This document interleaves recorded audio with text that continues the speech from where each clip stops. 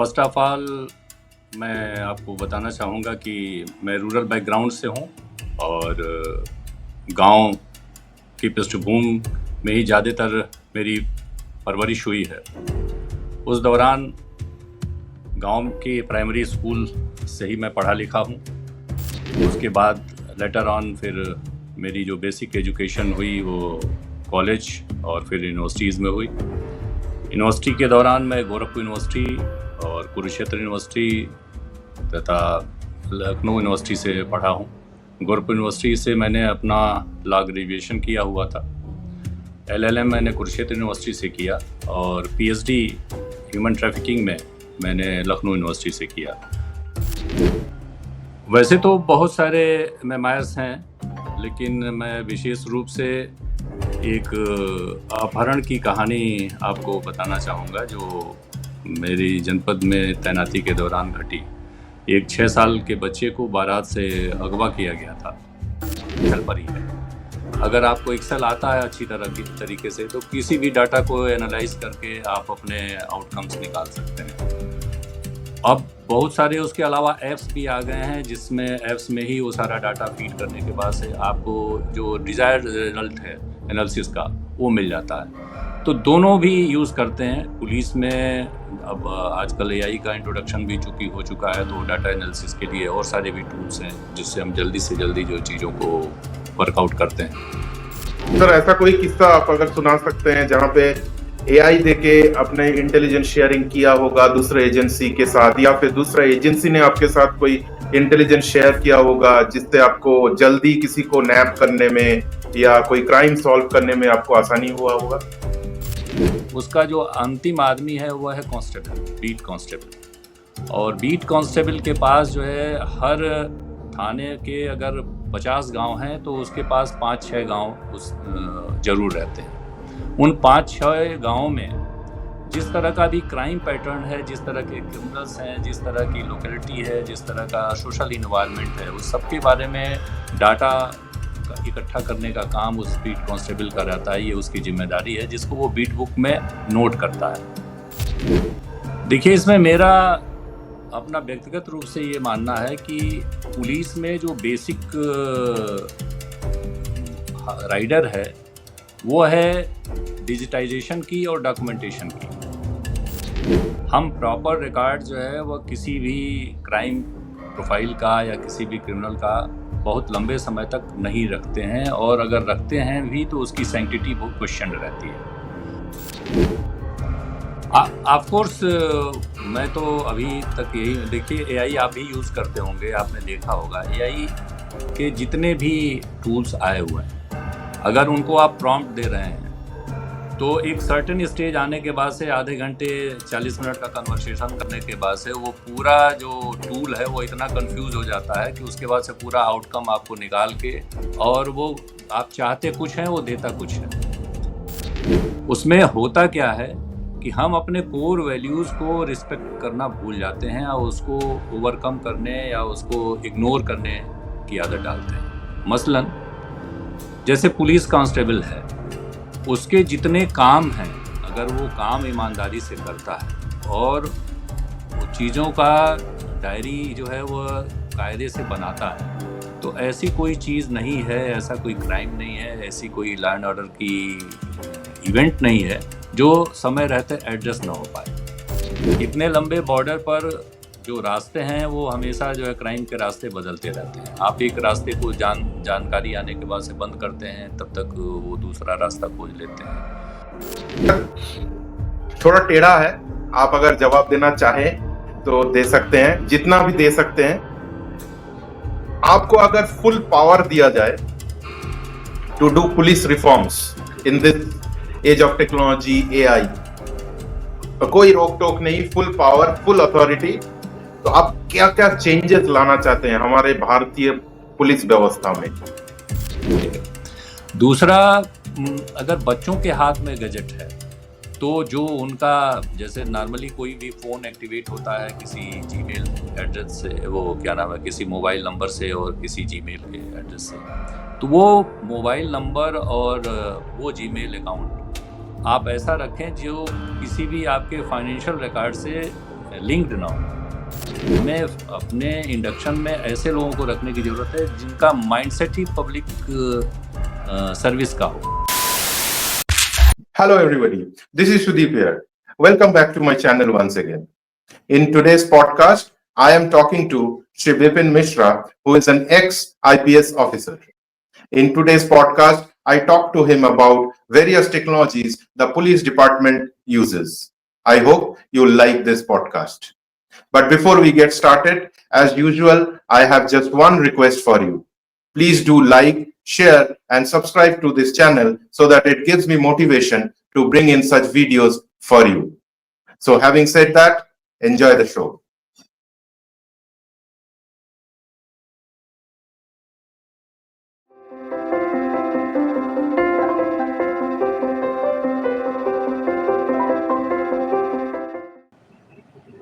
First of all, thank you, Bipin sir, for coming on the show and giving me time to record this podcast. Really honored and humbled by your gesture. So to start off with, I would like to ask you, tell me about yourself or our viewers about yourself as to about your childhood. How did you get into the IPS officer rank? What kind of like departments you have handled? What is your background? What kind of cases you have handled? Some interesting facts about you so that people come to know about you. Okay, so with that, I'll hand over to you to start telling us about your journey from childhood till you became or you retired. Thank you, Sudeep ji. Thank you for inviting me. First of all मैं आपको बताना चाहूँगा कि मैं rural background से हूँ और गांव की पृष्ठभूमि में ही ज़्यादातर मेरी परवरिश हुई है। उस दौरान गांव के प्राइमरी स्कूल से ही मैं पढ़ा लिखा हूँ। उसके बाद लेटर ऑन फिर मेरी जो बेसिक एजुकेशन हुई वो कॉलेज और फिर यूनिवर्सिटीज़ में हुई। यूनिवर्सिटी के दौरान मैं गोरखपुर यूनिवर्सिटी और कुरुक्षेत्र यूनिवर्सिटी तथा लखनऊ यूनिवर्सिटी से पढ़ा हूँ। गोरखपुर यूनिवर्सिटी से मैंने अपना लॉ ग्रेजुएशन किया हुआ था। LLM मैंने कुरुक्षेत्र यूनिवर्सिटी से किया और PhD ह्यूमन ट्रैफिकिंग में मैंने लखनऊ यूनिवर्सिटी से किया। 2018 में जो है मैंने स्टडी लीव ली थी और स्टडी लीव के बाद से मैंने अपनी ये एजुकेशन कंप्लीट की थी जो है। जहाँ तक पोस्टिंग की बात है तो मैं 1990 में इस सेवा में प्रतियोगिता परीक्षा के फर्स्ट अटेम्प्ट में चयनित हुआ था। उसके बाद से मैंने डिप्टी SP, एडिशनल SP और SP, DIG और IG तक की सेवा विभिन्न पदों पर उत्तर प्रदेश सरकार के अंतर्गत की थी। डिप्टी SP के रूप में मैं बहुत सारे ज़िलों में रहा हूं और लगभग 10-11 ज़िले हैं और एडिशनल SP के रूप में भी। पुलिस अधीक्षक के रूप में इंडक्ट होने के बाद से मैंने 6 ज़िलों में सुपरिटेंडेंट ऑफ पुलिस के रूप में कार्य किया है और मेरा कार्यक्षेत्र मोस्टली हरदोई, अम्बेडकर नगर, बहराइच, सुल्तानपुर, जौनपुर जैसे ज़िले रहे हैं जो काफ़ी टफ माने जाते हैं पुलिसिंग के हिसाब से। और उसके बाद मैं DIG रेंज रहा चित्रकूट में। वहाँ से 1.5 साल के बाद से मैं जॉइंट CP कानपुर के रूप में भी काम किया हूँ और लेटर ऑन मैं प्रमोट होने के बाद से फिर लास्टली IG इंटेलिजेंस लखनऊ से सुपरएनुएट हुआ। ये मेरी पूरी कैरियर की यात्रा रही थी और गांव ही मेरा बेसिक पृष्ठभूमि था। वहीं से मैं पला बढ़ा, वहीं की बेसिक प्राइमरी एजुकेशन से मेरी नींव और बुनियाद बनी जिसके दम पर मैं आगे इस यात्रा को पूरी कर सका। Thank you. Thank you sir for that. मेरा पहला सवाल आपसे ये है कि आपने बहुत सारे, मैंने आपका करियर थोड़ा पढ़ा लिंक्डइन में, तो आपने क्राइम में भी काम किया, इंटेलिजेंस में भी काम किया। तो हमारे दर्शकों के लिए एक दो आपका जो सबसे मोस्ट एक्साइटिंग तो नहीं होगा बट जो सबसे ज्यादा बोलने लायक क्राइम आपने सॉल्व किए हैं, एक दो किस्से अगर आप शेयर कर सकते हैं। वैसे तो बहुत सारे मेमायर्स हैं, लेकिन मैं विशेष रूप से एक अपहरण की कहानी आपको बताना चाहूँगा, जो मेरी जनपद में तैनाती के दौरान घटी। एक 6 साल के बच्चे को बारात से अगवा किया गया था। बच्चे का नाम था, और किडनैपर्स ने 3 दिन बाद उसकी फिरौती के लिए फ़ोन किया हुआ था। उस समय जो लैंडलाइन के फ़ोन थे वही ज़्यादा होते थे और पीसीओ से बातें होती थी, और हम लोगों ने वो केस क्रैक किया पीसीओ की रिकॉर्डिंग के आधार पर जो है। तो शुरू में ऐसा लगा कि बच्चा जो है सकुशल रिकवर नहीं हो पाएगा। उनकी ओर से जो किडनैपर्स थे लगातार रैंसम की मांग आ रही थी। तो हम लोगों ने ये डिसाइड किया कि पहले हम बच्चे की सेफ रिकवरी के लिए रैंसम देंगे, और रैंसम देने के बाद फिर हम लोग मुलजिमान को ट्रैक करने में लगे। और बहुत सारी डाटा एनालिसिस के बाद से जो है, टावर डंपिंग कराने के बाद से हम लोग जो है पिन पॉइंट कर पाए कि किस पीसीओ से बात हुई थी। फिर उस पीसीओ से सारा डाटा कलेक्शन करने के बाद से हम लोग आगे बढ़े थे, और बच्चे ने इसमें बड़ी मदद की थी। बच्चे ने 3 दिन की अपनी पूरी हिस्ट्री याद रखी थी कि उसको किस किस रूट से वो लोग ले गए थे और कहाँ कहाँ रखे थे। तो जब हम लोगों ने अपना डाटा मैच कराया तो वो सारी बातें बच्चे की सही निकलती गईं। उसी आधार पर हम लोगों ने फिर ट्रेस किया, और ट्रेस करने के दौरान जो है एक कॉल इंटरसेप्ट की गई, और उस इंटरसेप्शन पर ही पहले हम लोगों ने थोड़ा सा उसको लालच दिया, मोबाइल बंद करके जो है उसका सिम जो है रीएक्टिवेट कराने के लिए, और उसको बुलाया कि आप कॉल सेंटर पर आइए, आपका सिम चेंज होगा। फिर वो बंदा वहाँ आया, फिर उसको हम लोगों ने नैब किया, और इस तरह से पूरे जितने किडनैपर्स थे वो भी हुए, और पूरी किडनैपिंग की जो रैंसम की धनराशि थी वो भी हम लोगों ने वसूल की। तो ये एक बड़ा अच्छा केस मैं इस नाते मानता हूँ कि एक छोटे से बच्चे ने हम लोगों का बहुत सारा प्रॉब्लम और बहुत सारी जो क्वेरीज थी वो रिजॉल्व कराई, और उनके पेरेंट्स से जो है काफ़ी हम लोगों को समर्थन और सहयोग भी मिलता रहा। और इस पूरी घटना को वर्कआउट करने में लगभग हमें 15-16 दिन लगे थे, लेकिन 15-16 दिन उन्होंने काफ़ी धैर्य रखा और पुलिस पर काफ़ी भरोसा रखा, जिससे हम लोग ये केस पूरी तरह वर्कआउट कर पाए। और वो बिल्कुल नए लड़के थे, जो कि इंजीनियरिंग कॉलेज में और एमबीए के कोर्स में दाखिला लिए हुए लड़के थे। तो अगर वो अपने मुहिम में सफल होते तो आगे कोई और बड़ी घटना हो सकती थी। ये उनका पहला क्राइम था, और हम लोगों ने उसकी शुरुआत में ही उसको मिटिगेट कर लिया। ये मेरे लिए बड़ा यादगार एक इवेंट के रूप में रहता है।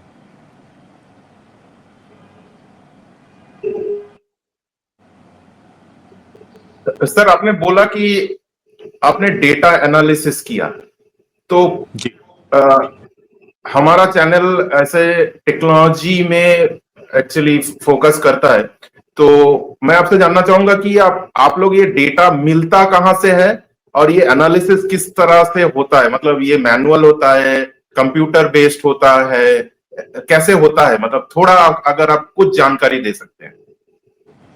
देखिए, बहुत सारी चीज़ें तो क्लासिफाइड है, तो पब्लिक डोमेन में मैं शेयर नहीं करूंगा, बट मैं इतना आपको बताता हूं कि दोनों चीज़ें होती हैं। हम लोग मेनली जो सारा कुछ डाटा एनालिसिस है वो एक्सेल पर ही है। अगर आपको एक्सेल आता है अच्छी तरह के तरीके से, तो किसी भी डाटा को एनालाइज करके आप अपने आउटकम्स निकाल सकते हैं। अब बहुत सारे उसके अलावा ऐप्स भी आ गए हैं, जिसमें ऐप्स में ही वो सारा डाटा फीड करने के बाद से आपको जो डिज़ायर्ड रिजल्ट है एनालिसिस का वो मिल जाता है। तो दोनों भी यूज़ करते हैं पुलिस में। अब आजकल एआई का इंट्रोडक्शन भी चूँकि हो चुका है, तो डाटा एनालिसिस के लिए और सारे भी टूल्स हैं जिससे हम जल्दी से जल्दी जो चीज़ों को वर्कआउट करते हैं। तो इस तरह से ये दोनों का एक मिक्सअप होता है, जिसमें ह्यूमन इंटेलिजेंस तो काम करती है। इसके अलावा जो डाटा एनालिसिस के लिए एक्सेल सीट और बाकी ऐप्स जो है काफ़ी यूज़ होते हैं। सर, इसमें क्वेश्चन ये आता है कि ये डेटा मिलता कहाँ से आपको? लाइक फॉर एग्जांपल, आपने जो केस बताया ये किडनैपिंग का, इसमें इनिशियली आपके पास कॉल आया होगा माता पिता से या कहीं से कि ऐसा बच्चा किडनैप हो गया है, आप लोगों का हेल्प चाहिए। तो आप लोगों को इनिशियली ये डेटा मिलता कहाँ से है, जिसके बेसिस पे आप एनालिसिस शुरू करते हैं? ये अगर थोड़ा बता पाए आप। देखिए, बस मैं इस बारे में ज़्यादा आपको विस्तार से तो नहीं बताऊँगा, लेकिन डेटा लेना बड़ा आसान है। आपके मोबाइल का कोई भी डेटा जो है, अगर हम कॉल डिटेल्स माँगेंगे संबंधित कंपनियों से, तो कंपनियाँ प्रोवाइड करती हैं। और उन नंबरों को जहाँ तक ट्रैक करने की बात है, तो जो भी घटनास्थल होते हैं, उस घटनास्थल पर हम लोग जाते हैं और टावर डंपिंग करते हैं। तो टावर डंपिंग से वो सारा डेटा जो है अपने आप होता है, उसमें से फिर इसी एक्सेल सीट और बाकी ऐप्स के माध्यम से हम चीज़ों को फ़िल्टर आउट करते हैं। फ़िल्टर आउट करके फिर बहुत सारे जो हमारे क्वेश्चनेयर्स रहते हैं, उसके हिसाब से कंक्लूजन्स निकालते हैं। सर, आपने लगभग 38 साल पुलिस में काम किया है, if I am not wrong. 35 plus या हाँ, 35 प्लस। तो जी। आपने जब शुरुआतों के सालों में ये डेटा एनालिसिस ये तो नहीं रहा होगा, तब तो पूरा ही मैनुअल ह्यूमन इंटेलिजेंस के ऊपर रहा होगा।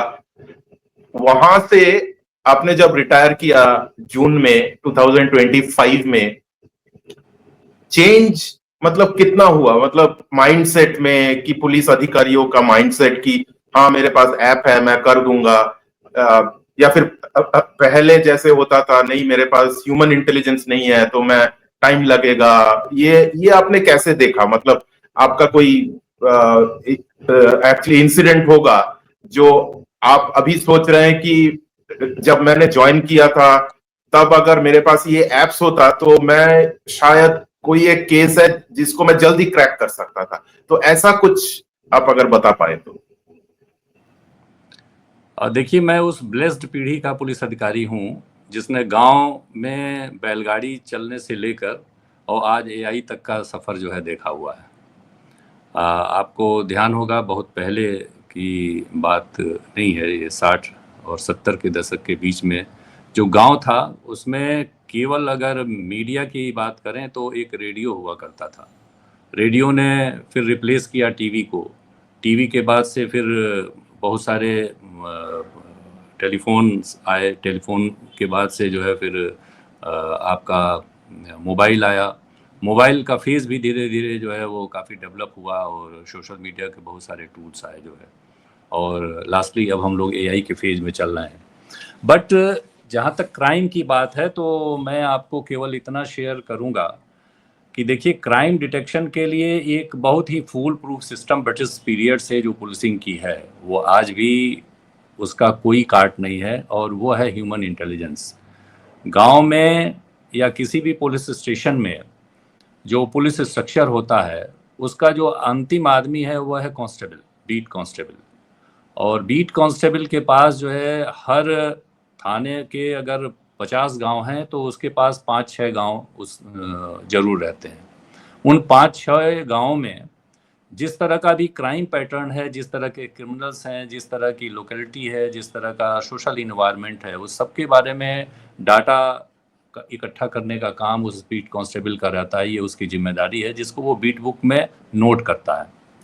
पुलिस के शुरुआती दिनों में जहां पुलिसिंग अभी बिल्कुल फेज आउट नहीं हो रही थी, उन दिनों की बात यह है कि जो बीट कांस्टेबल है उसकी सूचनाएं, जो हल्का का उपनिरीक्षक है उसकी सूचनाएं सबसे ज़्यादा ऑथेंटिक रहती थी, क्योंकि वह पब्लिक डोमेन में सबसे ज़्यादा इंटरेक्शन भी करता था, लोगों के बारे में काफ़ी जानकारियां रखता था। और कहीं जैसे कोई घटना हुई तो जिस क्षेत्र में भी घटना हुई है वहाँ का जो बीट कांस्टेबल है उसको बहुत सारी लाभप्रद सूचनाएं अपने आप मिल जाती थी। गांव के बहुत सारे लोगों से उसका संबंध रहता था, जैसे गांव का पटवारी है, गांव का चौकीदार है, गांव का लेखपाल है, गांव का ग्राम प्रधान है। ये सारी एजेंसीज प्लस जो पुलिस के बहुत सारे मित्र भी होते हैं जो सहयोग करते हैं, वो सामने तो नहीं आना चाहते हैं लेकिन गोपनीय रूप से बहुत सारी जानकारियां दे देते हैं। तो इससे जब भी कोई घटना होती है मसलन मर्डर की या लूट की, तो बीट कांस्टेबल की सूचनाओं के आधार पर उसको वर्कआउट करने में बड़ी आसानी होती थी और वो सहूलियत काफ़ी दिनों तक पुलिस को मिलती रही। लेकिन जैसे जैसे सोशल मीडिया का आना हुआ और जैसे हम लोगों ने मोबाइल फ़ोन्स का यूज़ करना शुरू किया तो क्रिमिनल्स ने भी यूज़ किया उसका। और क्रिमिनल्स ने जब यूज़ किया तो निश्चित रूप से वो हमेशा पुलिस से एक कदम आगे रहते थे। पुलिस के पास जो जानकारियाँ रहती थी, उसके हिसाब से उनका जो मोडस ऑपरेंडी था, वो एक कदम आगे रहता था। तो वहाँ भी हमें ह्यूमन इंटेलिजेंस की ज़रूरत ज़्यादा पड़ती थी कि कौन-सा आदमी है जो इस तरह के अपराध में लिप्त है, किसके बारे में संदेह किया जा सकता है, किसके बारे में हमें ज़्यादा प्रोफ़ाइल खंगाले जाने की ज़रूरत है। तो इन सारी चीज़ों को हम लोगों ने ध्यान में रखते हुए जो अपना ह्यूमन इंटेलिजेंस का कोर है, उसको कभी छोड़ा नहीं और आगे भी चाहे लाख सोशल मीडिया या इस तरह के आर्टिफिशियल इंटेलिजेंस के टूल्स आएँ, लेकिन जो ह्यूमन इंटेलिजेंस है, उसकी इम्पोर्टेंस हमेशा बनी रहेगी।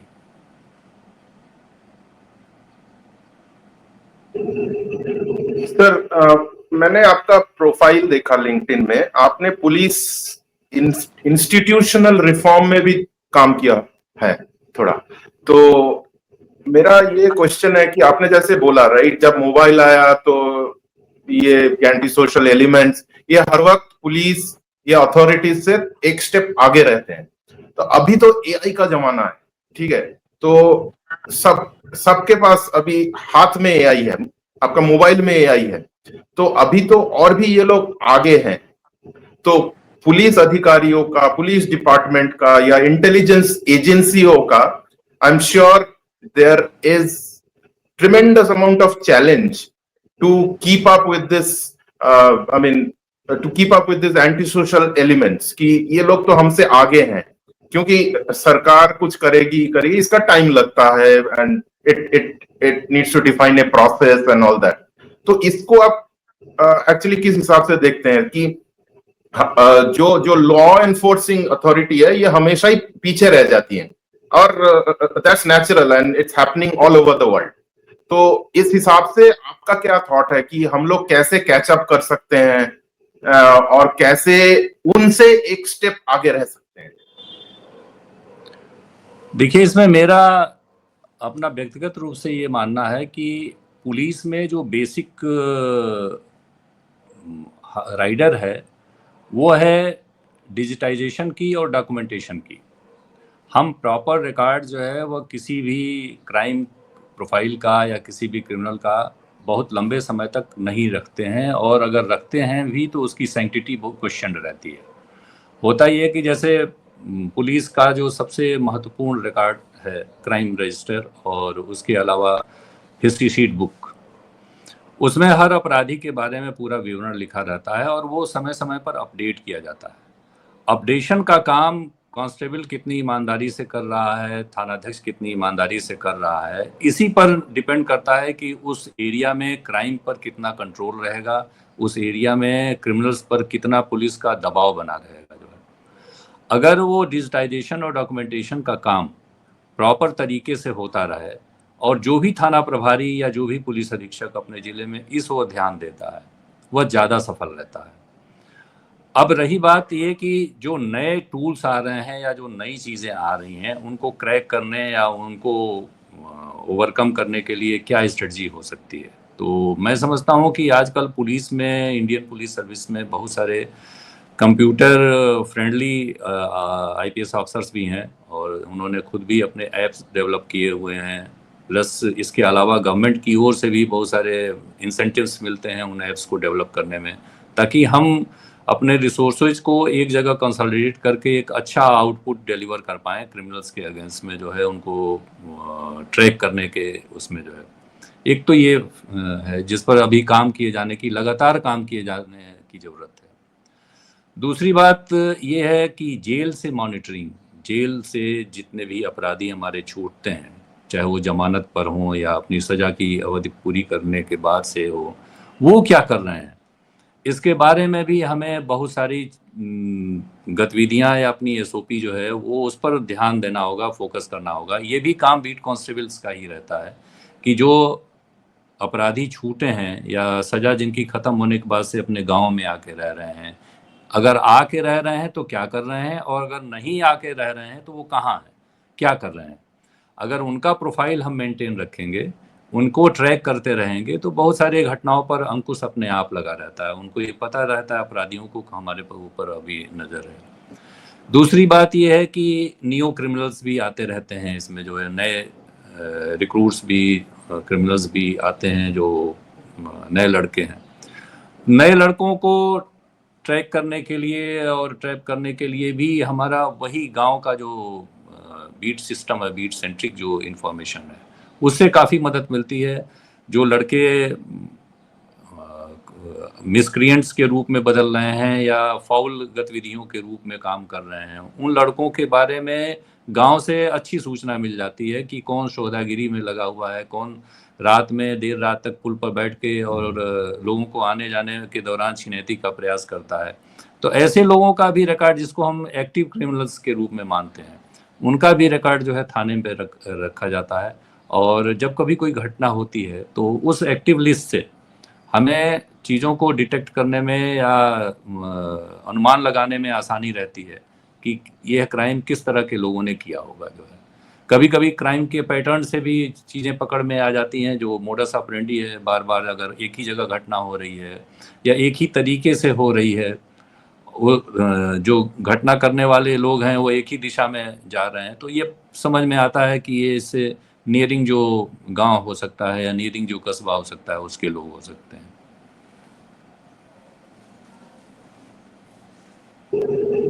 सर, तो आप ये बोल रहे हैं कि अभी भी, मतलब आपके हिसाब से ह्यूमन इंटेलिजेंस का कोई रिप्लेसमेंट अभी तक उस हिसाब से एआई में नहीं है, कि जो जो नया टूल्स टेक्नोलॉजीज आ रहे हैं उस हिसाब से नहीं मिल रहा है अभी तक, मतलब ट्रैकिंग एंड ऑल दैट। मतलब मोबाइल से तो ट्रैकिंग हो जाता है, बट कौन क्या कर रहा है उसके लिए human intelligence is more efficient, यही ना? ऑफ कोर्स, मैं तो अभी तक यही, देखिए एआई आप भी यूज़ करते होंगे, आपने देखा होगा एआई के जितने भी टूल्स आए हुए हैं, अगर उनको आप प्रॉम्प्ट दे रहे हैं तो एक सर्टेन स्टेज आने के बाद से, आधे घंटे 40 मिनट का कन्वर्सेशन करने के बाद से, वो पूरा जो टूल है वो इतना कंफ्यूज हो जाता है कि उसके बाद से पूरा आउटकम आपको निकाल के, और वो आप चाहते कुछ है वो देता कुछ है।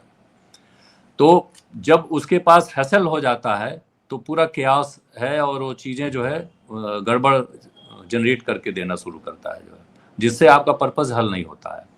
एआई केवल इतना ही है कि मैं जहाँ तक उसको अभी तक समझ पाया हूँ यूज़ करते हुए, कि आपके प्रॉम्प्ट्स को कितना बेहतर ढंग से आप दे पा रहे हैं और उसका आउटकम कितना जल्दी से निकालने के लिए कोशिश करें, क्योंकि एआई को जितना लंबा आप स्ट्रेच देंगे फिर उसके आंसर्स जो है और आउटकम्स जो है वो कंफ्यूजिंग निकलेंगे, जो है उससे बहुत ज़्यादा वो नहीं हो सकता। नंबर एक। नंबर दो, आप इससे अपनी चीज़ को कस्टमाइज तो कर सकते हैं और कस्टमाइज आंसर्स आप निकाल सकते हैं, पैटर्न्स को समझ सकते हैं, कोई लोकल एरिया जियोग्राफी के हिसाब से अगर कोई चीज़ है तो कहाँ क्राइम ज़्यादा हो रहा है, किस तरह की चीज़ें इसमें क्राइम पैटर्न बन रहा है, इसको तो आप समझ सकते हैं। लेकिन कौन लोग कर रहे हैं, उनका नेचर क्या है, उनके हाइड आउट्स क्या हैं, उनको मदद करने वाले लोग कौन हैं, इन सब चीज़ों की जानकारी तो आपको ह्यूमन इंटेलिजेंस से ही निकालनी होगी। और निश्चित रूप से ह्यूमन इंटेलिजेंस को कभी भी कोई भी एआई टूल जो है रिप्लेस नहीं कर सकता। हम चीज़ों को और अच्छा तो बना सकते हैं, थोड़ी देर के लिए अपनी मेहनत कम कर सकते हैं, लेकिन जहां हमें स्पेसिफिक सूचनाओं की ज़रूरत होगी वहां ये चीज़ें हम एआई से नहीं निकाल सकते। मसलन मान लीजिए कि किसी जगह पे दंगा होता है, उस दंगे के स्पॉट में वहाँ की और सारी गतिविधियों की सूचना तो आप एआई से जो भी डाटा फीड करेंगे शायद निकल के आ जाए, बट उस दंगे के पीछे राजनीति कौन सी है, कौन से मिसक्रिएंट्स इन्वॉल्व हैं, उस दंगे को करने वाले जो मेन लीड्स हैं वो कौन है, उनको स्पॉन्सर कहाँ से किया जा रहा है, उसको फंडिंग कहाँ से की जा रही है, ये सारी चीज़ जो है वो ह्यूमन इंटेलिजेंस से निकाली जा सकती है, जिसमें एआई को अभी ऐसा कोई टूल नहीं आया है कि इस तरह की चीज़ें सेंस करने का प्लेटफॉर्म जो है हम देख पाए। बिल्कुल, एकदम सही बोला आपने। अब ऐसा कोई केस आपके पास आया होगा सर, जहां पे मतलब आप सर्वेलेंस पे डाले हो किसी को using technology and all that? उसके बाद प्राइवेसी कंसर्न्स एक आ जाता है, राइट? ह्यूमन राइट्स, प्राइवेसी की, मेरे को क्यों इसमें डाला, सर्वेलेंस में डाला, मेरा प्राइवेसी हैम्पर हो रहा है। तो ऐसा ऐसा किस्सा तो आया होगा आपके पास, एक दो केस अगर आप बता सकते हैं। And how do you overcome such situations कि बंदा बदमाश है, आपको पता है, लेकिन वो एक्चुअली दूसरा रूट पे जाके आपका सर्वेलेंस वो रोकने का कोशिश कर रहा है। ऐसा कुछ होता है आप लोगों के साथ? नहीं, देखिए, सर्वेलांस की जहाँ तक बात है, हम ऐसा नहीं है कि किसी का भी फ़ोन कभी भी सुन सकते हैं। मतलब जनरल पब्लिक की जो प्राइवेसी है वो इंटैक्ट रहती है। हम केवल उनको लिसनिंग में ले सकते हैं जिनके खिलाफ, पहली बात तो ये है कि किसी तरह का अभियोग पंजीकृत है। अभियोग पंजीकृत है तो उसको हम लोग उनकी डाइवर्जन उनको लेके और उनको ट्रैक कर सकते हैं। बट ये बहुत ज़्यादा फ्रूटफुल इस नाते नहीं होता है कि आजकल बहुत सारी बातें जो है वो व्हाट्सएप कॉल से या किसी टेलीग्राम से या और भी सोशल मीडिया के बहुत सारे टूल्स हैं जिसके माध्यम से होती हैं। तो जो एक शुरुआती दौर में फ़ोन कॉल्स के एनालिसिस, सीडीआर एनालिसिस से चीज़ें हासिल हो जाती थी, अब उसको ले पाना बड़ा मुश्किल है। और लिसनिंग के दौरान भी अपराधी ये जानता है जैसे ही वो अपराध करता है कि हमको पुलिस सुनेगी। तो पुलिस सुनेगी तो इस नाते वो उसकी जो बातें होती हैं या तो बहुत कोडेड लैंग्वेज में होती हैं, या अगर वो बात कर भी रहा है तो वो सामान्य सी अपनी खाने पीने की और रोज़मर्रा की दिनचर्या की बात करेगा। उससे कोई बहुत फ्रूटफुल आउटकम हम लोगों को नहीं निकलता है। उसके लिए कुछ दूसरे तरीके, और उसमें ज़्यादातर जो चीज़ें हैं वो ह्यूमन इंटेलिजेंस से ही निकलती हैं। और उसका नेटवर्क काफ़ी बड़ा है, वो इतना छोटा नहीं है जितना आप समझ रहे हैं या जितना आपको लगता है। वो नेटवर्क काफ़ी है और चीज़ों को फ़िल्टर आउट करने में जो हमारा ज़मीनी सूचनाएँ हैं वो ज़्यादा काम करती हैं। हम भी जानते हैं कि किसी को अब मोबाइल से पकड़ना या किसी को मोबाइल पर ट्रैक करके और चीज़ों को आउटकम उसका निकाल पाना जो है वो बड़ा मुश्किल काम है। कम से कम कोर्ट ऑफ लॉ में उसको सिद्ध करना तो नेक्स्ट टू इम्पॉसिबल रहता है।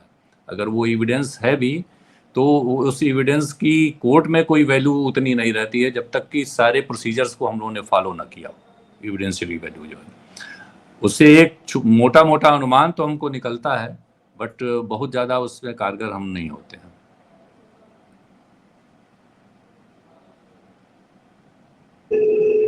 सर, मेरा और एक क्वेश्चन था कि आप लोग जो भी इंटेलिजेंस गैदर करते हैं ये तो बहुत सारी एजेंसियों के पास शेयर होता होगा, राइट?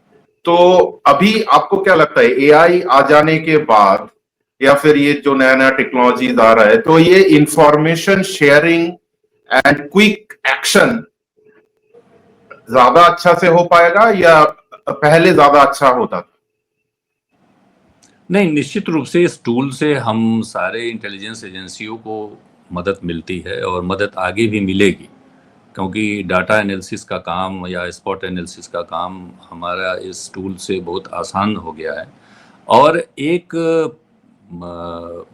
अनुक्रम बना हुआ है जिसमें ये सारी चीज़ें जो है वो गवर्नमेंट के एसोसिएशन, सेंट्रल गवर्नमेंट के एसोसिएशन और स्टेट गवर्नमेंट के एसोसिएशन से चलती है। बहुत सारी जो इंटेलिजेंस एजेंसीज सेंट्रल के पास हैं उनका जो इनपुट है वो शेयर करते हैं, हमारे पास जो इनपुट है वो भी हम लोग शेयर करते हैं। तो इस तरह से एक मिक्स शेयरिंग के हिसाब से हम लोगों को आउटकम निकलता है और उससे जो है अपराध को रोकने में, शांति व्यवस्था बनाए रखने में काफ़ी मदद मिलती है। तो एआई से इस चीज़ों को और अच्छे तरीके से हम एनालाइज कर सकते हैं, चीज़ों को थोड़ा जल्दी कर सकते हैं, इतना फ़ायदा तो ज़रूर होगा। सर, ऐसा कोई किस्सा आप अगर सुना सकते हैं जहां पे एआई देके अपने इंटेलिजेंस शेयरिंग किया होगा दूसरे एजेंसी के साथ, या फिर दूसरा एजेंसी ने आपके साथ कोई इंटेलिजेंस शेयर किया होगा जिससे आपको जल्दी किसी को नैप करने में या कोई क्राइम सॉल्व करने में आपको आसानी हुआ होगा? कोई छोटा मोटा किस्सा? हाँ, बहुत सारी सूचनाएं इस तरह से मिलती हैं और उससे हम लोगों को आमतौर से मदद यही मिलती है कि कोई अपराधी अगर अपराध करके एब्सकॉन्ड कर रहा है और कहीं हाइड आउट्स अपना बनाए हुए है, तो उसकी ट्रैकिंग आसान हो जाती है और उस लोकेलिटी में काम करना आसान होता है। मसलन मैं एक घटना आपको किडनैपिंग की ही बताता हूँ, जो है कि एक जनपद में जब मैं कार्यरत था तो वहाँ भी किडनैपिंग हुई और उससे करीब उस ज़माने में 1.5 करोड़ रुपए की फिरौती मांगी गई थी। हालांकि उसमें हम लोगों ने अपनी ओर से पूरा प्रयास किया, बट विक्टिम को हम लोग बचा नहीं सके। और चूंकि किडनैपर्स को पता चल गया कि पुलिस हम तक पहुंच रही है, तो उन्होंने उसे मार दिया था। जो तो जब तक हम लोग पहुंचे तब तक वो डेथ कर चुका था। लेकिन जो इंटेलिजेंस है वो केवल इतनी ही थी कि उस गांव में हम लोग रैकी करते हुए पहुंचे और ऐसा पता चल रहा था कि जो अपना विक्टिम है वो इसी गांव में रखा गया है। तो उस पूरे गांव को कार्डन करके और हम लोगों ने हर घर की तलाशी की। तलाशी के दौरान जो है बस एक और, तब तक बारिश शुरू हो गई और एक और की तलाशी जो होनी थी वो नहीं हो पाई और पूरी फोर्स वापस आ गई। जिस ओर वो तलाशी नहीं हो पाई थी उस ओर ही वो सारे मुल्जिमान जो है वो विक्टिम को लेकर पड़े हुए थे। और फिर उन्होंने इसको समझ लिया कि अब पुलिस हम तक पहुंच चुकी है, तो हड़बड़ाहट में उन्होंने वो घटना की। हालांकि उसके तुरंत बाद वो पकड़े गए और पकड़े भी बहुत इंटरेस्टिंग वे में गए थे। घटना करने के बाद से उन लोगों ने उस विक्टिम को एक खेत में दफन कर दिया था। जो है तो जहां वो दफन हो रहा था वहीं पे किसी आदमी ने देखा हुआ था और उसने थाने को बताया कि साहब रात में यहाँ काफ़ी जो है हलचल थी और लोग जो है काफ़ी देर तक टार्च लेकर और सब घूम रहे थे। तो जिस कांस्टेबल को ये घटना मालूम हुई उसने शेयर किया और शेयर करने के बाद से फिर हम लोगों ने वहाँ जाके स्पॉट को देखा होगा जो है, तो वो तत्काल गड्ढा खोदा गया था जो है और बॉडी निकाल के फिर हम लोगों ने उसको क्रिमेट कराया। लेकिन उसके साथ ही उस गांव से जो जो लोग भागे थे उसकी पूरी एक सूची बनाई गई, जो लोग एब्सकॉन्डिंग थे, और उसमें से ही जो कातिल थे वो अपने घरों पर मिले नहीं और फिर हम लोगों ने आसानी से उनको नैप किया, नैप करके जो है और इस तरह की वो किया। तो मेरा अपना अनुभव ये रहा कि ह्यूमन इंटेलिजेंस जो है वो काफ़ी कारगर रहता है किसी भी तरह की घटना को करने में, बशर्ते हम अपना काम पूरे पैशन के साथ और ईमानदारी के साथ करते रहें। खासतौर से बीट कांस्टेबल और जो हल्का उप निरीक्षक है, अगर वो पैशनेट हैं क्राइम के प्रति तो उनके पास एबंडेंस ऑफ इंफॉर्मेशंस रहती हैं और उनकी नज़र से कोई आदमी बच नहीं सकता, कोई भी क्रिमिनल बच नहीं सकता। अगर जेल से आप बेल आउट होते हैं और बेल आउट होने के बाद से फिर पब्लिक डोमेन में आके कोई घटना करते हैं और बीट कांस्टेबल हमारा जो है चैतन्य है, तो निश्चित रूप से जो है उसको या तो वो हिम्मत नहीं करेगा और या अगर कोई घटना करेगा तो निश्चित रूप से नैब करना बड़ा आसान रहेगा। सर ये बीट कांस्टेबल तक ये जो टेक्नोलॉजिकल एडवांस हो रहा है आजकल, ये ट्रेनिंग पहुंचता है सर अभी हमारे इसमें? हाँ, देखिए अभी हम लोगों ने कांस्टेबल तो नहीं लेकिन सब इंस्पेक्टर लेवल तक गवर्नमेंट ने सबको मोबाइल फ़ोन्स और टैब्स भी फेजेस में देना शुरू किए हैं और मोबाइल फ़ोन्स भी काफ़ी सारे, लगभग सारे विवेचकों के पास, सब इंस्पेक्टर्स के पास जो मोबाइल फ़ोन पहुंच चुके हैं और टैबलेट्स भी फेजेस में दिए जा रहे हैं। जो हमारे कवाल टाउन्स हैं उनमें पहले 1/4 को फिर 3/4 को कवर किया गया है और हमें उम्मीद है कि इस साल के अंत तक जो है वो सारी हमारी फोर्स वह मोबाइल फ़ोन और टैबलेट से लैस हो जाएगी और इससे चीज़ों को शेयर करने में और एनालाइज करने में काफ़ी मदद मिलेगी। जी बिल्कुल। अच्छा, मेरा नेक्स्ट क्वेश्चन आपसे कि अभी देखिए बहुत फेक न्यूज और मतलब fake videos, morph videos, deep fake videos, ये सब बहुत आने लगे हैं।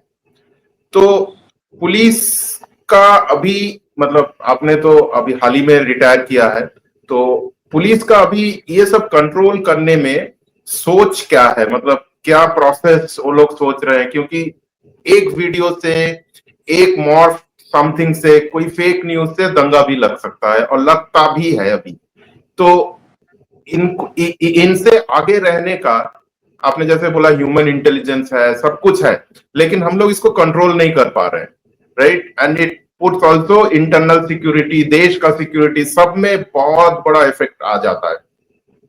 लेकिन आगे चल के कोई पुलिस में कोई भावनाएं आ रही हैं कि इसको ऐसे टैकल करना है, कोई ऐप को बैन करना है, ये रिकमेंडेशन क्या आप लोग गवर्नमेंट को भी देते हैं कि ये ऐप को बैन कर दो, इसको चलने मत दो, ऐसा कुछ होता है आप लोग? जी बिल्कुल, देखिए हर ज़िले में और इवन जो पुलिस हेडक्वार्टर है उस पर सोशल मीडिया मॉनिटरिंग के लिए एक अलग सेल है। हर ज़िले में भी साइबर सेल के नाम से है, जिसमें बहुत सारे साइबर फ्रॉड्स जिस होते हैं उनका डिटेक्शन का काम करता है। इसके अलावा हर एसपी के पास अपना एक सोशल मीडिया सेल भी होता है, जिसमें किस मीडिया में किस प्लेटफॉर्म पर कौन सी चीज़ ट्रेंड कर रही है और वो एज़ पर लॉ है कि नहीं, जो है इसको हर आदमी, हर पुलिस अधीक्षक वॉचफुल रहता है, वॉच भी करता है। तो इस तरह की जब भी सूचनाएं आती हैं, वो आदमी को ट्रैक किया जाता है और ट्रैक करने के बाद से फिर जैसा भी उसकी गलती रहती है उस हिसाब से निर्णय लेकर जो है एफआईआर भी होती है, कभी कभी उनको अरेस्ट करके जेल भी भेजते हैं। पुलिस अधीक्षक के द्वारा या जो भी रिस्पॉन्सिबल एजेंसी है पुलिस की जो है, वह प्रेस कॉन्फ्रेंस करके और उसका खंडन भी करती है और एक्शन टेकन रिपोर्ट भी जो है वो मीडिया को बताया जाता है। तो सोशल मीडिया की मॉनिटरिंग जो है हर ज़िले से होती है और वो पुलिस हेडक्वार्टर से के अलावा जो रेंज और जोन के पुलिस ऑफिशियल्स हैं, सीनियर पुलिस ऑफिसर्स, वो भी करते हैं। तो कोई भी चीज़ अगर ट्रेंड बन रही है और गलत दिशा में ट्रेंड बन रही है, वो चाहे लैंड ऑर्डर को इफेक्ट करने वाला हो या कोई कम्युनल सेंटिमेंट को इफेक्ट करने वाली चीज़ें हैं, तो उसको तत्काल एड्रेस करते हैं हम लोग जो है, और उस बंदे को ट्रैक करके ट्रेस भी करते हैं और अप्रोप्रिएट एक्शन भी लेते हैं। तो मेरा नेक्स्ट क्वेश्चन ये है कि एआई है, ह्यूमन इंटेलिजेंस है, फिर भी आपके हिसाब से इंटेलिजेंस गैदरिंग में कुछ जगह शायद ब्लाइंड स्पॉट्स अभी भी रह गए हैं। तो आप व्यक्तिगत रूप से क्या सोचते हैं, मतलब वो ब्लाइंड स्पॉट्स हम लोग कैसे सॉल्व कर सकते हैं इंटेलिजेंस गैदरिंग के लिए? कोई टूल ला सकते हैं या फिर ह्यूमन इंटेलिजेंस को और बढ़ावा दे सकते हैं, और या फिर नया डिपार्टमेंट खोल सकते हैं? मतलब आप अपना पर्सनल ओपिनियन या फिर कोई किस्सा होगा जहां पे आपने देखा कि अगर ये इंफॉर्मेशन मेरे पास होता तो शायद मैं ये केस जल्दी सॉल्व कर लेता या फिर आसानी से सॉल्व कर लेता। तो कुछ तो ब्लाइंड स्पॉट्स होंगे, इतना टेक्नोलॉजी और इतना ह्यूमन इंटेलिजेंस रहने के बावजूद। तो ऐसा कोई आपके साथ इंसिडेंट या फिर आपका कोई थॉट? देखिए, मैंने अपने पूरे कैरियर में बहुत ही ट्रेडिशनल पुलिसिंग की है और एथिकल पुलिसिंग की है। और मैं अपने 35 साल के अनुभव के आधार पर ये कह सकता हूँ कि जो सिस्टम हमने डेवलप किया है, उस सिस्टम के जो कोर वैल्यूज़ हैं, अगर उसको हम फॉलो करते रहेंगे तो कभी भी कोई समस्या अभी आने वाले 2-3 शताब्दियों तक, दशकों तक नहीं पड़नी है। उसमें होता क्या है कि हम अपने कोर वैल्यूज़ को रिस्पेक्ट करना भूल जाते हैं और उसको ओवरकम करने या उसको इग्नोर करने की आदत डालते हैं। मसलन जैसे पुलिस कांस्टेबल है, उसके जितने काम हैं, अगर वो काम ईमानदारी से करता है और वो चीज़ों का डायरी जो है वो कायदे से बनाता है, तो ऐसी कोई चीज़ नहीं है, ऐसा कोई क्राइम नहीं है, ऐसी कोई लॉ एंड ऑर्डर की इवेंट नहीं है जो समय रहते एडजस्ट ना हो पाए। लेकिन है क्या कि हम अपने पुलिस कांस्टेबल को अकाउंटेबल नहीं ठहराते हैं, उसको प्रॉपरली ट्रेन नहीं अभी कर पाते हैं। जितनी ट्रेनिंग, जितने इंस्ट्रक्शंस और जितने फॉलो अप की ज़रूरत रहती है, उसको जो है प्रॉपरली इम्प्लीमेंट करने की आवश्यकता है, पहली बात। दूसरी बात ये कि अगर हम अपने बेस को छोड़ देंगे और नई नई चीज़ों की ओर ही भागते रहेंगे कि इस चीज़ को आ जाने से हमारा समस्या का समाधान और ज़्यादा आसान हो जाएगा और बेस ही हमारा ख़त्म हो गया। अगर हम मान लीजिए कि ह्यूमन इंटेलिजेंस का पार्ट जो है माइनस कर दें और केवल एआई पर बेस्ड हो जाएं, तो यह जो है टोटल केओस और फेल्योर में तब्दील हो जाएगा जो है। तो पुलिस का जो सिस्टम है वो काफ़ी स्ट्रांग सिस्टम है और वह सदियों से प्रूव्ड सिस्टम है। और जो पुलिस अधीक्षक अपने नॉर्म्स को, अपनी एसओपीज को रिलीजियसली फॉलो करता है, उसकी पुलिसिंग एकदम अलग तरीके से छंट जाती है पूरे उसकी पोस्टिंग के दौरान। आप एक पुलिस अधीक्षक के रूप में अपनी क्राइम की एसओपी अगर फॉलो कर रहे हैं, जो चीज़ें परंपरागत तरीके से बनाई गई हैं, उनको समझाया गया है, तो वो सारी चीज़ें अगर आपके पास आ रही हैं और क्रम से आप उसका निस्तारण कर रहे हैं, खुद देख रहे हैं, मॉनिटर कर रहे हैं, तो मैं नहीं समझता हूँ कि किसी भी तरह से आपको कोई दुश्वारी पड़ेगी। जिन भी जिलों में पुलिस अधीक्षक जो है सक्रिय रहते हैं और क्राइम के फ्रंट पर काम करते रहते हैं, उनका क्राइम में इन्वॉल्वमेंट खुद ही रहता है हर चीज़ को मॉनिटर करने का, वो पुलिस अधीक्षक काफ़ी सक्सेसफुल हैं और उनके यहाँ फेल्योर के चांसेस भी काफ़ी कम रहते हैं।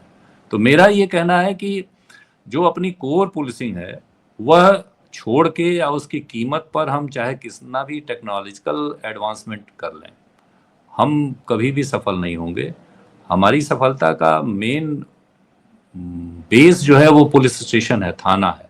अगर थाना में हमारा मजबूत रहेगा, थाने का फंक्शनिंग और सिस्टम मजबूत रहेगा, तो निश्चित रूप से कोई भी क्राइम, कोई भी लॉ एंड ऑर्डर, कोई भी दंगा, किसी भी तरह की गतिविधि या तो होगी नहीं, अगर हुई भी तो समय से उसका निदान भी होता है।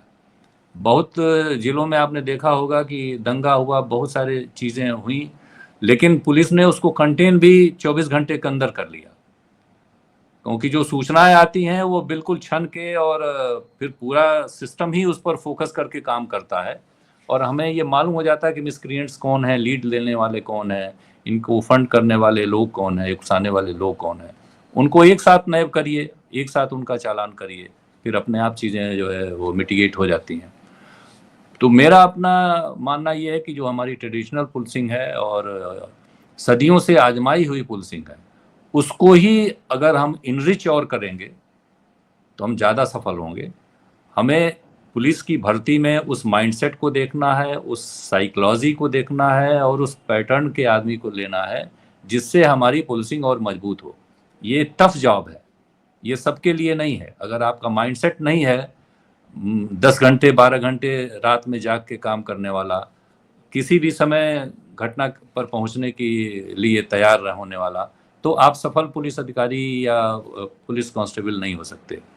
आपको उस तरह के माइंडसेट के लोगों को ही भर्ती करना पड़ेगा। उस तरह की ट्रेनिंग जो है वो निरंतर होती रहनी चाहिए। ट्रेनिंग जो है लगातार अगर हम देते रहेंगे तो माइंडसेट लोगों में हमेशा बनता रहेगा। उसी ट्रेनिंग के दौरान जो नए चैलेंजेस आ रहे हैं उसके सॉल्यूशंस भी हम उनमें इन्फ्यूज कर पाएंगे। तो इस तरह से जो हमारा वर्कफोर्स है, उस वर्कफोर्स को हम प्रोफेशनली बहुत ही साउंड और स्ट्रांग बना सकेंगे। उस पर फोकस होना चाहिए और उस पर फोकस सरकार करती भी है। लेकिन सिविल पुलिस के साथ दिक्कत ये है कि बहुत सारी चूंकि काम रहते हैं एक साथ, तो कंपार्टमेंटलाइजेशन ऑफ वर्क जो है वो पूरी तरह से नहीं हो पाता। जो मैनेजमेंट है वह किसी न किसी स्तर पर लैग करता है और वहीं से फेल्योर्स होते हैं। जिसने बढ़िया मैनेजमेंट कर लिया, चीज़ों को सही तरीके से अपनी एसओपी को फॉलो करने में लगाया, वो थाना, वो सर्किल या वो जिला वो कभी फेल नहीं होता है, वो हमेशा आगे रहता है।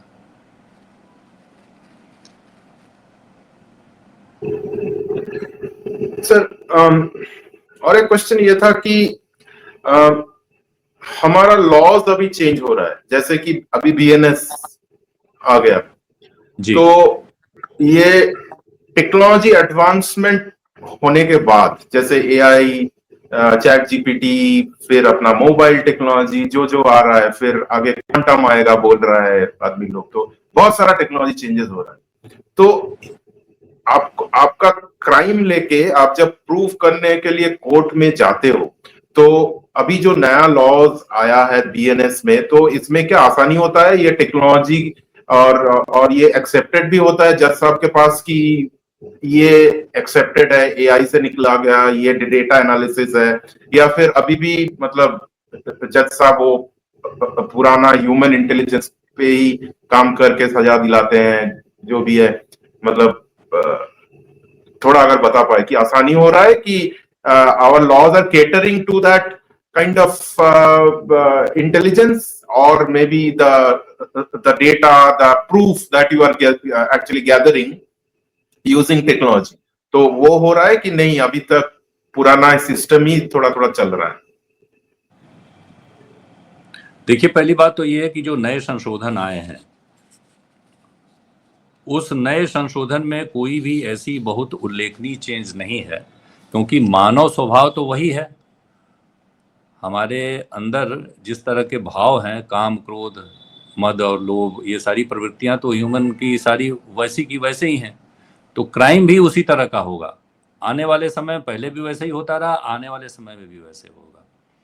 अब रही बात ये कि नए बीएनएस और बीएनएसएस में क्या जो चेंजेज हुए हैं, वो आगे चल के क्राइम को रोकने में यील्ड करेंगे या नहीं करेंगे, यह समय पर निर्भर करता है। इसके बारे में अभी कोई फोरकास्टिंग हम लोग नहीं कर सकते। आगे कोर्ट्स का क्या रुख रहता है, वो इस नए सिस्टम की एडाप्टेबिलिटी के साथ अपने को कितना अलाइन करते हैं, क्रिमिनल जस्टिस सिस्टम में जो कोर्ट्स हैं वो कितना अलाइन कर पाती हैं, उनकी प्रायोरिटीज़ क्या होती हैं, उन प्रायोरिटीज़ के हिसाब से जो अपना नया लॉ है, वो जो एविडेंस क्रिएट करके दिया जा रहा है, उस पर उसको कोर्ट्स कितना अप्रिशिएट करती हैं, इस पर हमारे क्राइम का पूरा सफलता निर्भर करेगा। लेकिन मैं समझता हूं कि थोड़ा सा बीएनएस और बीएनएसएस के क्रिस्प होने से निश्चित रूप से जो कोर्ट में फॉर्मेलिटीज़ का एक बहुत सारा मकड़जाल था, वो कम होगा। और एविडेंस कलेक्शन में भी पुलिस को बड़ा आसानियां कर दी गई हैं, और बल्कि मैं तो ये कहूँगा कि पुलिस को और ज़्यादा स्ट्रेंथन किया गया है। मसलन रिमांड वगैरह, पुलिस रिमांड को लेने में या एविडेंसेस को कलेक्ट करने में, तो या किसी का जो ट्रैक रिकॉर्ड है, क्रिमिनल हिस्ट्री का जो ट्रैक रिकॉर्ड है जो है, उसको कोर्ट के सामने रखने में, तो बहुत सारे जो नए सहूलियात दिए गए हैं, ये निश्चित रूप से पुलिस के लिए अभी फ़िलहाल तो अच्छे लग रहे हैं, लेकिन कोर्ट्स में ये किस तरह से अलाइन होंगे, अभी इसके बारे में कोई फोरकास्ट कर पाना जो है जल्दबाजी होगी।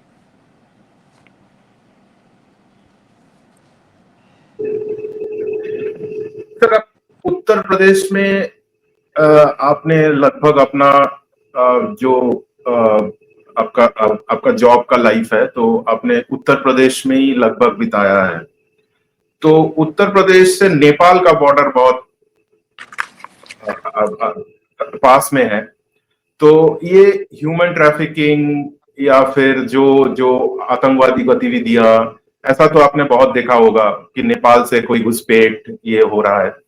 तो ऐसा कोई घटना अगर आप बता सकते हैं जहां पे national security was threatened and आपने एक्शन लिया और पूरा नेशन सेव हुआ, लेकिन किसी को कुछ पता ही नहीं, क्योंकि हम लोग तो आम आदमी है ना, हमको तो पता ही नहीं तो चलता। आप लोग तो हमारे हीरोज हो, लेकिन हीरोज ऐसे कभी कभी काम कर जाते हैं कि हमको पता ही नहीं रहता और हम लोग सोते ही रहते हैं।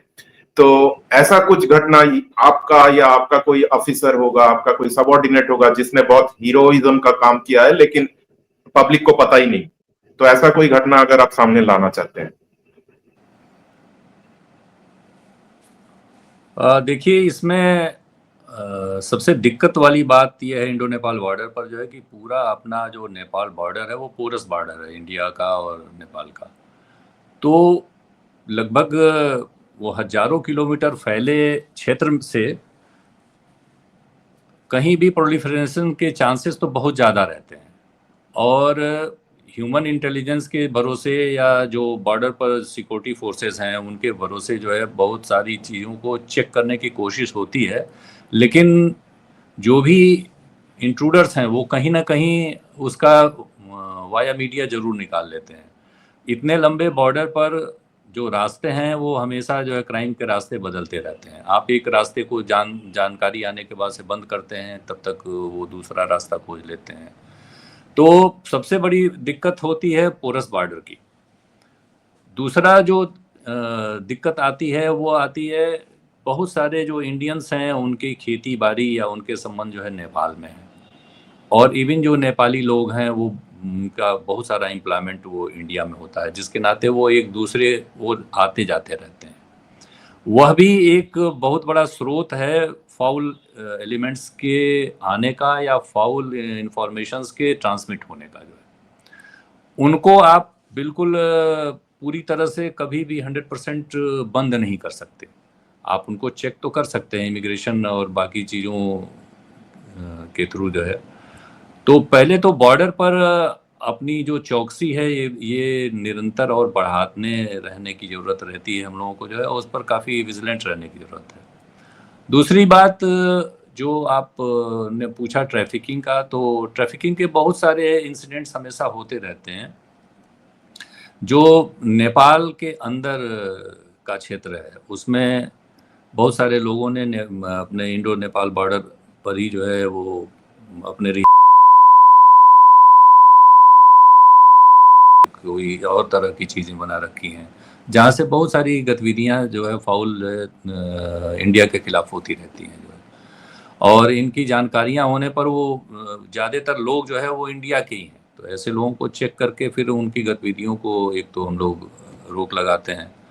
दूसरा, ह्यूमन ट्रैफिकिंग का एक बहुत बड़ा स्रोत वह नेपाल की ओर से फ्लो होता है।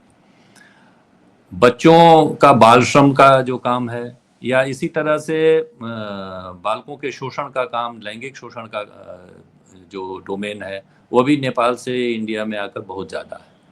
और वहाँ नेपाल से चलने वाली सोनौली बॉर्डर है, आपका रुपईडीहा का बॉर्डर है, और भी बॉर्डर्स हैं। तो यहाँ से जो बसें आती हैं जो दिल्ली और ऑनवर्ड्स जाती हैं, या वहाँ से फिर बांग्लादेश का रूट पकड़ती हैं, म्यांमार का रूट पकड़ती हैं, तो ये सब ट्रैफिकिंग के रूट्स रहते हैं। और उसमें मेनली जो आदमी होते हैं वो नेपाली भी होते हैं, प्लस इंडियंस भी होते हैं, उसके पीछे जो है जो घटना कराने वाले लोग हैं। प्लस जो गाड़ियां हैं, मसलन बसेस यूज होती हैं ट्रांसपोर्ट के रूप में जो है, तो उन बसों को भी हमेशा चेक करते रहने की कि कौन उसको चला रहा है, किस तरह के लोग जा रहे हैं।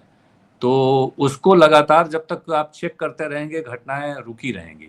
जैसे ही आप ढीले पड़ते हैं तो घटनाओं का क्रम बढ़ता है। तो इस पर एक तो विजिलेंट रहने की ज़रूरत है। और कई बार घटनाएं हुई हैं, मसलन बहराइच की एक घटना मुझे याद आती है, जब नेपाल से एक लड़की 2-3 लड़कियों को भगा के और यहाँ लाया गया था उनको शादी करने के बहाने, फिर उनका शोषण होने लगा। तो वो चीज़ जब पुलिस की जानकारी में आई तो उनको रेस्क्यू करा के फिर वापस किया गया और मुकदमे भी लिखे गए। तो बॉर्डर पर ये इस तरह की गतिविधियां होती रहती हैं, जिनको एक विजिलेंट पुलिसिंग के जरिए ही एड्रेस किया जा सकता है।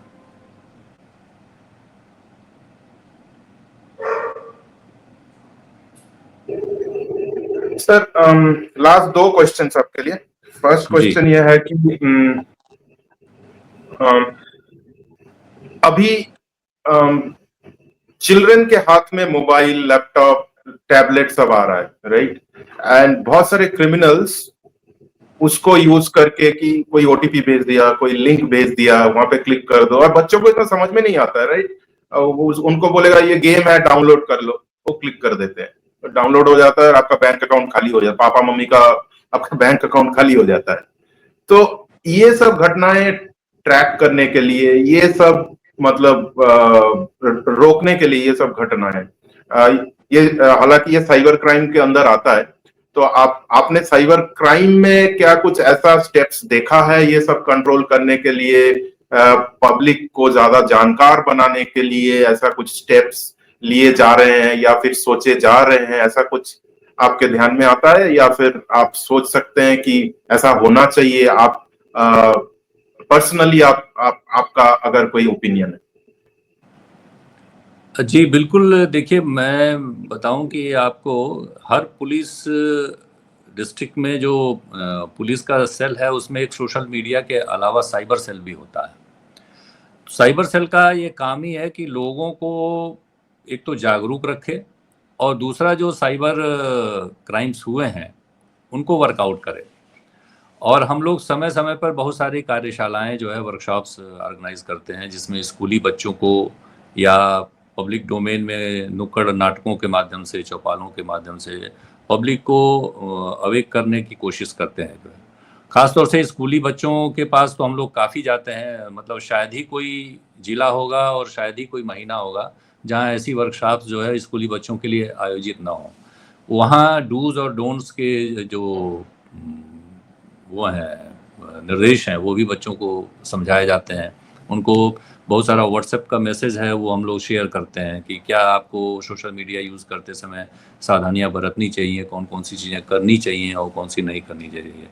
तो एक तो सबसे ज़रूरी है कि जागरूकता को जितना अधिक से अधिक सोशल मीडिया के प्लेटफॉर्म से हम लोग इसको फैला सकें, वह बच्चों को अवेकन करने में ज़्यादा कारगर रहेगा।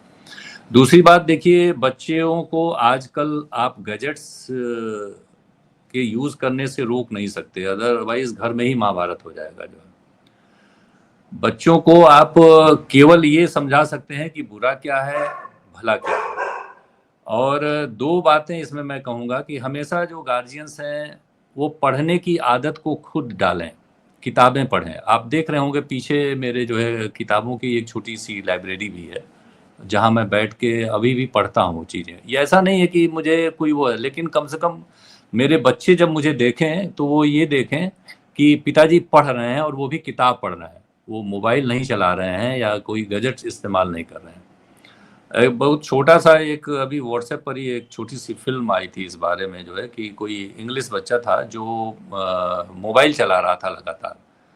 बड़े कूली उसके पेरेंट्स ने क्या किया कि एक और माँ आकर बैठ गई और दूसरी ओर उसका फादर आके बैठ जाता है और दोनों के हाथों में किताबें हैं, दोनों किताब पढ़ते हैं। बच्चे को वो कुछ भी नहीं बोलते हैं। थोड़ी देर बाद बच्चा दाएं बाएं दोनों को देखता है और देखता है कि ये लोग तो किताब पढ़ रहे हैं, तो बच्चा नकल करता है आपकी। तो बच्चा उठता है, अपना मोबाइल रखता है और फिर अपनी ये किताब लाकर माँ बाप के साथ पढ़ना शुरू करता है। तो मेरा एक संदेश ये है आपके सम्मानित चैनल के माध्यम से कि देखिए, चाहे सोशल मीडिया का कोई भी प्लेटफॉर्म हो या कोई भी गैजेट हो, वो केवल एक सूचनाओं का भंडार है। उसमें वही चीज़ें हैं जो हमने फीड करी हुई हैं, और पूरी एक किताब आप कभी भी किसी गूगल में या किसी भी एआई के टूल में पूरी एक किताब अपलोड नहीं कर सकते। उसके क्रक्स को तो अपलोड कर सकते हैं, चीज़ें कर सकते हैं, लेकिन किताब को पढ़ने के बाद से आपके जो सेंटिमेंट्स और जो अवेकनिंग आएगी वह उसी किताब को सोशल मीडिया पर पढ़ने पर बिल्कुल नहीं आएगी। तो पहली बात तो ये कि बच्चों में ये संस्कार डाला जाए कि हम किताबें पढ़ें, उनको लाइब्रेरी जाने की आदत लगाई जाए और बच्चों को किताबें पढ़ने के लिए जो है जोर दिया जाए, उनको समझाया जाए।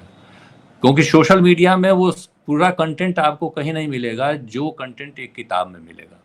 एक चीज़ तो ये है। दूसरा, अगर बच्चों के हाथ में गैजेट है तो जो उनका, जैसे नॉर्मली कोई भी फ़ोन एक्टिवेट होता है किसी जीमेल एड्रेस से, वो क्या नाम है, किसी मोबाइल नंबर से और किसी जीमेल के एड्रेस से, तो वो मोबाइल नंबर और वो जीमेल अकाउंट आप ऐसा रखें जो किसी भी आपके फाइनेंशियल रिकॉर्ड से लिंक्ड ना हो, तो लोगों को ट्रैक करने में आसानी रहेगी। प्लस पासवर्ड्स का भी कॉन्फ़िगरेशन है। पासवर्ड्स का कॉन्फ़िगरेशन आप जितना लंबा बनाएंगे सॉरी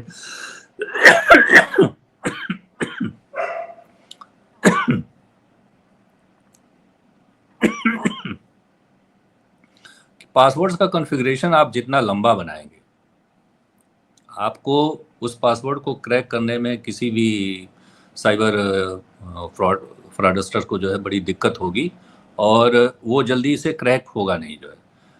तो ये चीज़ जो है आप अगर रखेंगे, इन सावधानियों के साथ रखेंगे, वो बच्चे, मैं तो समझता हूँ कि हमसे और आपसे ज़्यादा होशियार हैं। वो इन चीज़ों को ज़्यादा बखूबी समझते हैं कि हमें क्या चीज़ क्लिक करनी है, कौन सी ओटीपी शेयर करनी है, कौन सी नहीं करनी है, इसके बारे में वो हमसे और आपसे ज़्यादा विजिलेंट है। मेरा बस इतना इस पे जोर है कि बच्चों को अगर हम लोग फिर से किताबों की ओर मोड़ पाएंगे तो बच्चों का जो कंस्ट्रक्टिव आउटकम है वो और ज़्यादा अच्छा निकलेगा, और उनकी आंखें, उनका ब्रेन जो पूरी तरह से अब सोशल मीडिया के अधीन हो चुका है, उस पर लगाम लगेगी, थोड़ी रोक लगेगी। Thank you.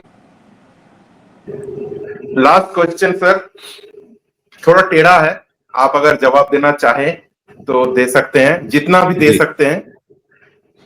आपको अगर फुल पावर दिया जाए to do police reforms in this age of technology, AI, तो कोई रोक टोक नहीं, फुल पावर, फुल अथॉरिटी, तो आप क्या क्या चेंजेस लाना चाहते हैं हमारे भारतीय पुलिस व्यवस्था में? देखिए, फौज में जब आप भर्ती होने जाते हैं, तो आपका एक साइकोलॉजिकल टेस्ट होता है, और उस साइकोलॉजिकल टेस्ट में जाके बाकी सारे अगर राउंड्स आपने क्लियर कर भी लिए हैं, अगर उनका साइकोलॉजिकल टेस्ट आपने क्लियर नहीं किया है, तो you are not fit for that job. मैंने बहुत सारे फौजियों से बात किया, तो उनके रिजेक्शन का कारण पूछा। लड़का मुझे बड़ा अच्छा लग रहा था, हमने कहा भाई आपने इसके भर्ती क्यों नहीं किया, इसको सिलेक्ट क्यों नहीं किया? तो एक ब्रिगेडियर ने मुझे बड़ा अच्छा जवाब दिया। उसने कहा कि हम केवल ये देखते हैं कि इसके टखने में कितना दम है, गोली चलने पर ये घबराएगा तो नहीं। लाइकवाइज पुलिस में भी हमें दो चीज़ों पर बहुत ध्यान देना है कि कौन सा आदमी इथिकल है और कौन सा आदमी अनइथिकल है, सोशल रिस्पॉन्सिबिलिटीज़ को कौन सा आदमी बियर कर सकता है और कौन सा आदमी बियर नहीं कर सकता है। भर्ती के समय हमें बाकी सारे जो एग्जाम्स हैं वो भले क्लियर हों, लेकिन हमारा साइकोलॉजिकल टेस्ट जो है इस तरह का होना चाहिए कि अगर पब्लिक सर्विस का माइंडसेट नहीं है तो ऐसे आदमी की भर्ती बिल्कुल ना की जाए, नंबर एक। दूसरी बात, पुलिस का जो मॉडल है वह कोई इसमें रॉकेट साइंस नहीं है, यह बहुत ही ट्रेडिशनल है, और हम आप जैसे एक परिवार में रह रहे हैं और परिवार में सबको एक दूसरे की कमियां, एक दूसरे की अच्छाइयां पता रहती हैं, वैसे ही पुलिस का एक यूनिट जो है, वो पुलिस स्टेशन हो, थाना हो, उसके अंदर जो है 10-20-50 गांव आते हैं। उस गांव की सारी अच्छाइयां, सारी कमियां वो मालूम होनी चाहिए हर थानेदार को, और उसी अगर ये दो चीज़ें कर ली जाएं तो क्राइम का भी पैटर्न हमारा जो है काफ़ी हद तक एड्रेस हो जाएगा। जो जनता को पुलिस से शिकायतें रहती हैं कि हमारा काम नहीं हो पा रहा है, हमारी चीज़ें जो है एड्रेस नहीं हो पा रही हैं, वो शिकायतें भी बहुत हद तक ख़त्म होगी, क्योंकि हमने पर्सनल्स ऐसे नहीं रखे हैं जो पब्लिक के लिए रिस्पॉन्सिबल हों। ज़्यादातर लोग जो है उसको हटो बचने में, फेस करने की बजाय उसको किनारे करने में ज़्यादा लगे रहते हैं। तो ऐसे लोगों को धीरे धीरे फेज आउट करने की ज़रूरत है, और हमें अपने इंडक्शन में ऐसे लोगों को रखने की ज़रूरत है जिनका माइंडसेट ही पब्लिक सर्विस का हो। अदरवाइज फिर न तो हम पुलिस को उस तरह से मॉडर्नाइज कर पाएंगे, और न ही पब्लिक के प्रति जो हमारा रिस्पॉन्सिव होना है या पब्लिक के प्रति जो डिलीवरेबल्स हमारे हैं उसको हम दे नहीं पाएंगे, और जनता की शिकायतें फिर बढ़ती चली जाएंगी। जो है आप आस पड़ोस में देख रहे हैं, बहुत सारे जो आंदोलन हो रहे हैं, बहुत सारी चीज़ें हो रही हैं, उसके पीछे यही है कि जन आकांक्षाओं के अनुरूप अगर आप काम नहीं करेंगे, जन आकांक्षाओं को अगर पूरा नहीं करेंगे जो है, तो निश्चित रूप से एक दिन जो है उस ऐसी स्थितियाँ आएंगी। तो उनसे अगर बचे रहना है, उस तरह की भयावह स्थिति नहीं होने देनी है, तो पब्लिक के लिए रिस्पॉन्सिव एक डिलीवरी सिस्टम जो है वो हमें अपने जितने भी स्टेक होल्डर से, ये मैं केवल पुलिस के लिए नहीं कह रहा हूँ, मैं क्रिमिनल जस्टिस सिस्टम के अलावा बाकी जो भी गवर्नमेंट मशीनरी है उस सारे लोगों के लिए कह रहा हूँ कि अगर उस तरह का माइंडसेट वाला पब्लिक सर्वेंट नहीं है तो फिर वो आपके लिए दिक्कत पैदा करेगा, वो पब्लिक के लिए हमेशा दिक्कत पैदा करेगा। चीज़ें जो है गड़बड़ यहीं से होती हैं, और सुधार करने की आवश्यकता यही है, देखे जाने की आवश्यकता यही है। सर बहुत बहुत धन्यवाद, आप आए, थैंक यू। अपने बातें की, 1 घंटा समय हमको दिया, so it was an honour, privilege, and अगर हो सके और जनता को अच्छा लगा, maybe we will do a second round, and once again thank you, and thank you for your service to our nation, and जय हिंद सर।